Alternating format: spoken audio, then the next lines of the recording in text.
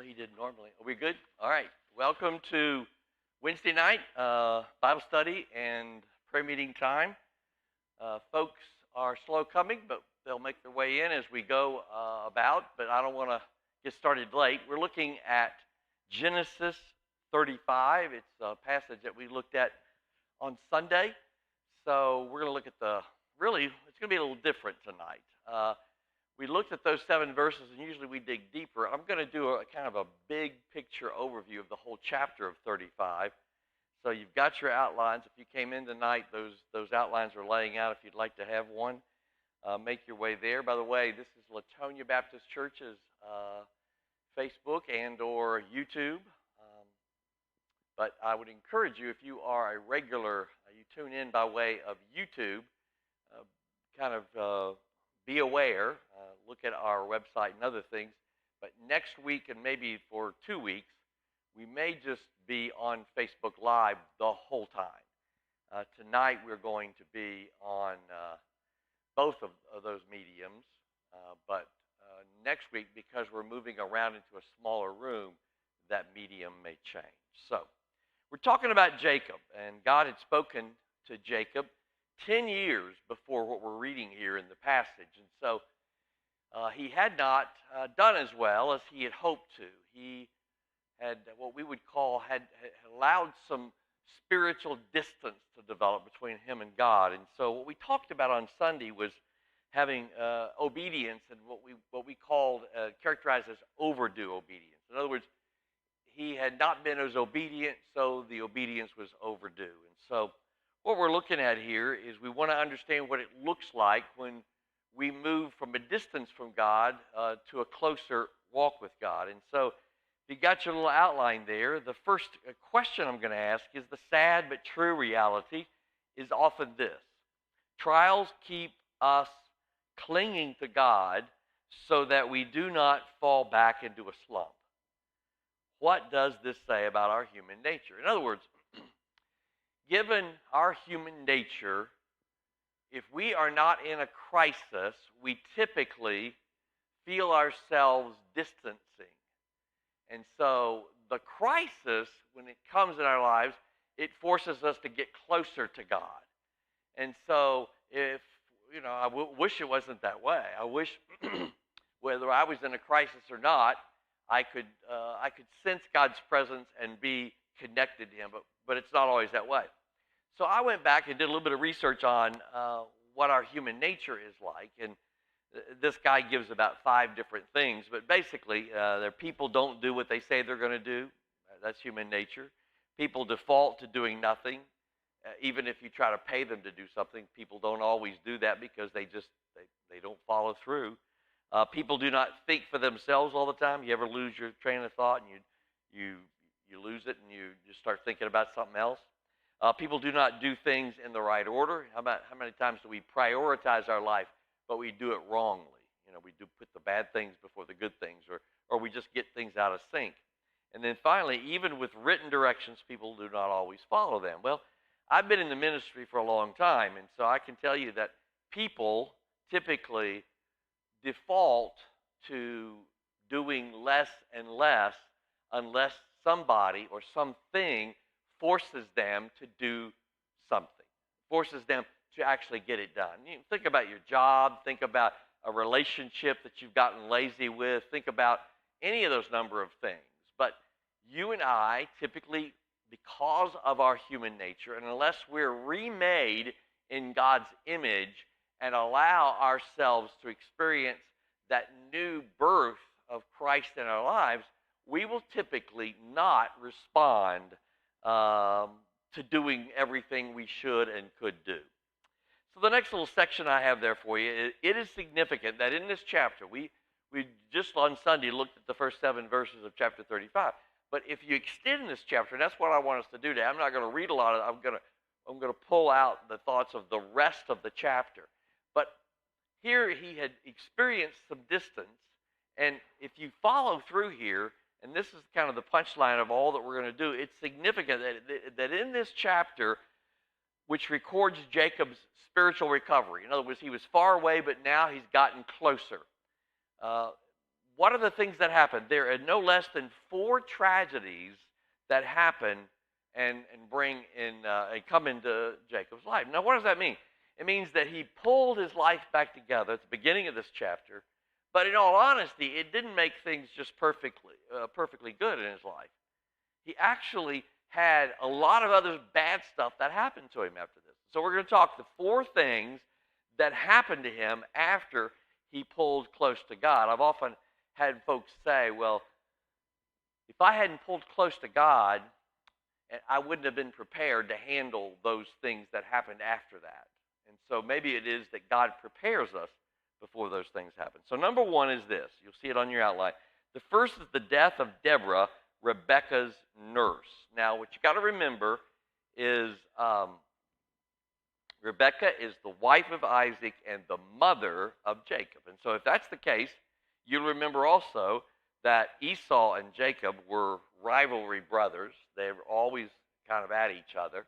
And so the father, Isaac, took Esau's kind of leaned in his direction, and the mother, Rebekah, leaned in Jacob's direction. And so here we have somebody very, very close to his mother, and so it's a really difficult time. So the question I ask, as close as Jacob was to his mother, the death of his beloved nurse, and I suspect that she was not only a nurse to Rebekah, obviously she nursed Jacob as well.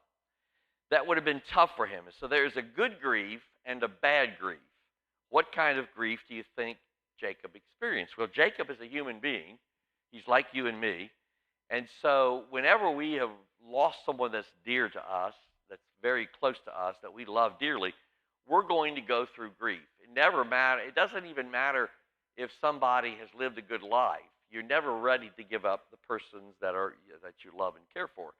So there are 7 stages to grief. Having been in the ministry for all these years, I can watch people go through it. And these are the 7. First of all, you're shocked and you deny it. You just can't really believe that it's happened. And I think tonight of the young lady that we're going to talk about in our prayer time, or Michael Dick's niece, mid-20s, was in a car accident, and she passed away last night. And so just a tragic, tragic situation. And so what the family's facing right now is shock and denial. Then comes along pain and guilt. Just the sheer, you still can't believe it. You reach for the phone to call the person and think, now they're gone, and I can't do that. And just the pain and the guilt comes. I wish I had talked to her that last week, or I wish I'd, called him the other day. And so there's some pain and guilt there. The third step is anger, frustration. And you start saying, Lord, if you'll help me get through this, I'll be better or whatever. So you start bargaining and you experience this pain. And then comes probably the most difficult part of it, and the part that we can stay in for a long time is we get depressed. We get down. We get just kind of saturated with sadness. And if we do that, if we're not careful, we can stay there for a long time. And so that's the bad part of grief. The bad part of grief is that if you get stuck there and you don't move to the next stages. The next stages are the good part of grief, and that is you begin an upward turn. You begin to think, you know what, that happened and it was really, really bad, but as bad as it was, I'm still living and I've got to make the most of this. And so I'm going to do my very best. And so that's when you do the last 2 steps, the upward turn, that you begin to reconstruct your life, and then there comes along some acceptance, and ultimately what you hope happen is that you begin having hope in your life. You begin to have that burden lifted off your shoulders.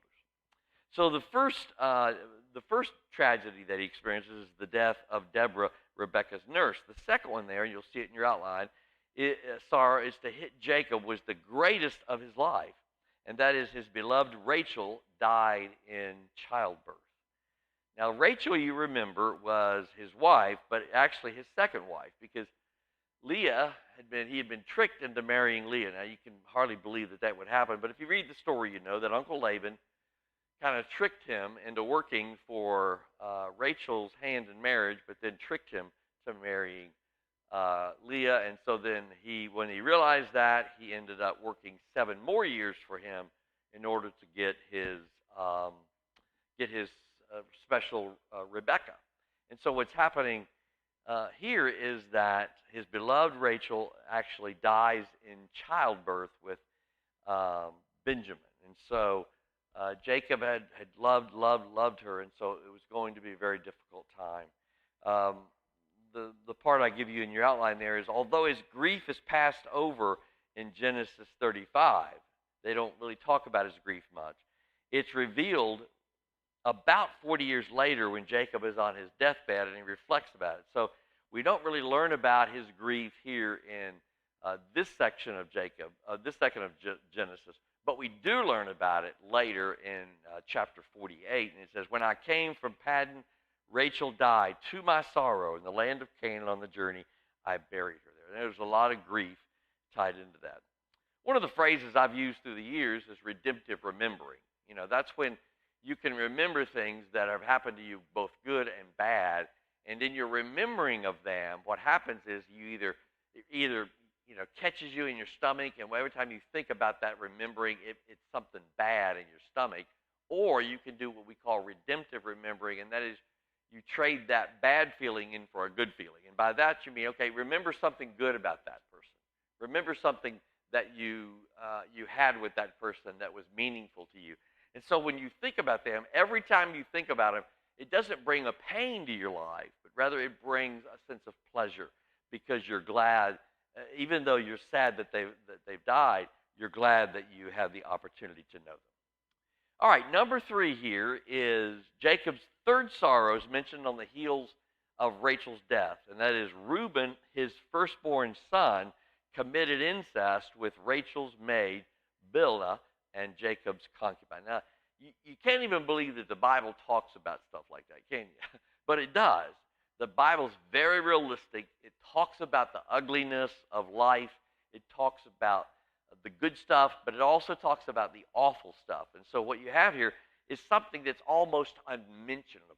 It's that bad. And so here it was probably Reuben's attempt to get the family's inheritance, which, when you think about it, our sons don't get too far from us, do they? If we've had a child and we've been a person who's sinned or a person who's done well with our life, the son typically watches that and duplicates that in their life. And so that's what happened here. I mentioned a couple other things there. Absalom, his rebellion about David, that was another thing that was similar to this. And then Adonijah is the fourth son of King David. He also attempted to steal power from his brother Solomon. All that to say, I get kind of deep here, and that is that Reuben's crass sin, his incest here, must have stung Jacob deeply, and it says so in Genesis 49:4. It says, while we don't often talk about it publicly, sexual sin is a uniquely devastating and long-standing impact. What I'm thinking here is, through the years as a pastor, the number of times I've seen families destroyed by sexual sin, and the reason is that sexual sin is devastating because it takes a sacred moment of physical touch, and it denigrates it, and it devalues it in an act of what we would call forced gluttony is probably a way to put it. And so when you take something that's supposed to be so loving and so intimate and it becomes something that's not, then it hurts and it damages significantly. Number 4 there, the fourth tragedy that happened to him is Jacob's final sorrow in this chapter is the death of his aging father, Isaac. And even though they had been distant, they had made their peace at one point. You'll find out here, I think he went back and had several good years with him. But Jacob's death is presented here as a kind of a part of wrapping up Jacob's opportunity to get back with his family. And if you've ever known distance in your family and how difficult that can be, you know that it's devastating. When family gets separated and gets at each other, that's a hard kind of problem to deal with. So the question I ask is, while the text doesn't develop it in each situation, there are hints that Jacob bore these trials with renewed trust in God. And so, how do we know that? Well, the Hebrews were big about naming people. Uh, my mom, when she named her first three children, they all had the initials DRF, and so that was a way because our dad had the same initials. Back then, they would name them and even rename them sometimes. And so, whereas Benjamin here, which was an awful experience because Rachel had died in giving childbirth, he changed the name from son of my sorrow to son of my right hand. So there was a way that you change the name, and hopefully you change the script in your head so that you can get some sense for it. Okay, finally here, there seem to be linked as monuments of growth. First of all, what we see here is Jacob being grateful thankful, grateful for God's faithfulness in his life, but also his faith in God's promise, even when there was significant loss. So the question I ask here is, how important is gratitude and perspective in the healing and growth that we all need? I'll say it's the most important thing you do. If you don't have thankfulness, gratitude in your life, it's nearly impossible to have a good perspective. If you don't have anything to be grateful for, to thank God for, then you just live kind of in a downward a trend. So what we learn here is that he had really turned the corner and had sensed. And so the point I want to make there is that coming out of a spiritual slump does not guarantee an easy life. In other words, he had been far from God. He had a slump in his spiritual life, but he got it back together. Good things began to happen, but it didn't keep him, good things didn't always happen. Not far from that time, 4 tragedies came into his life. And so don't just think once you get back close to God that everything's going to suddenly be easy. Life is always going to have some difficulty in it. And you and I have to make it a concern. And the final point I make in your outline there is trials can either make us self-focused or God-focused. Do you know people who something bad's happened and they just turn inward and they get very angry and cynical and just sour in their lives?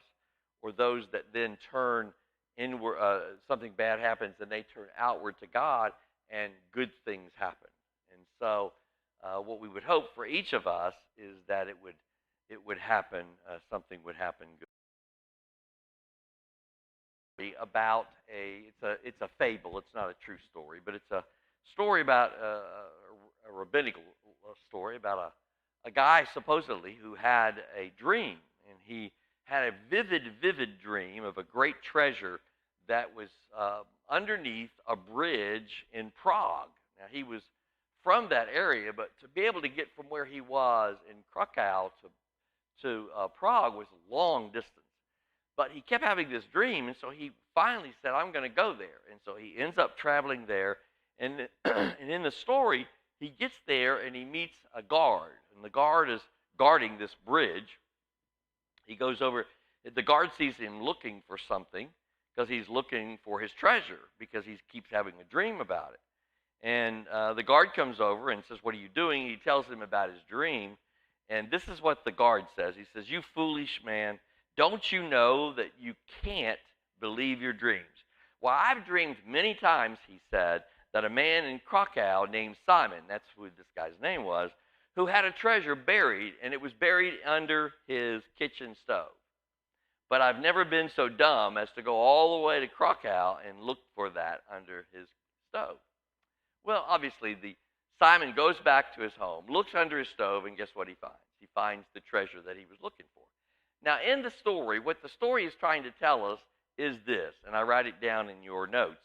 Sometimes the very thing we are looking for is under our noses, but we have to go a long way and a hard time sometimes to discover it.